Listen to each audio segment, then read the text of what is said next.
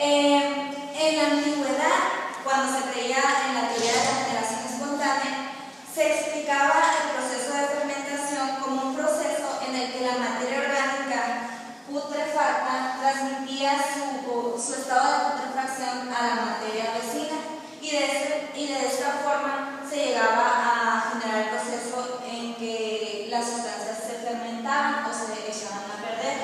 Aquí, haciendo una analogía, la materia orgánica se va descomponiendo y transmite su estado de putrefacción a la materia vecina. Entonces, Louis Pasteur se interesa en comprobar este proceso. ¿Y cómo lo hace? Pues estudia el proceso de fermentación utilizando el método científico. Él fue de los primeros científicos en la antigüedad que utilizaban el método científico, el cual consiste pues en tener la idea, experimentar, comprobar los resultados y divulgarlos. Bueno, pues fue gracias a él que comprobó que la fermentación no era provocada por la descomposición de materia, sino más bien era provocada por la presencia de microorganismos, después llamados las levaduras. Primero comprobó que la fermentación láctica era debida a microorganismos y después que también la fermentación del alcohol. La generación espontánea. A principios del siglo XVII, McHenry ofrecía una receta para generar ratas de la nada. Esta receta consistía en una caja con un poco de trigo, queso y papas, todo cubierto con un trapo sucio.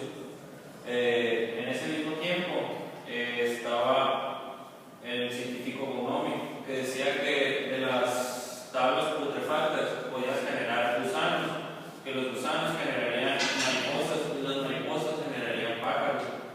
En ese mismo tiempo, Harvey, un filósofo inglés, decía que la generación espontánea no era algo posible. En el siglo XIX había una encrucijada en esto de la generación espontánea. Muchas personas estaban indecisas entre si existía o no. Había muchas personas a favor y muchas en contra.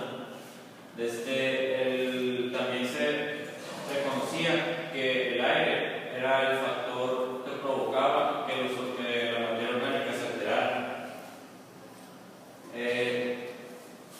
Pouchet, en 1858, envió a la Academia de Ciencias de París una memoria titulada Los protoorganismos vegetales y animales nacidos espontáneamente en el aire artificial y el gas del oxígeno. Con este titulado desencadenó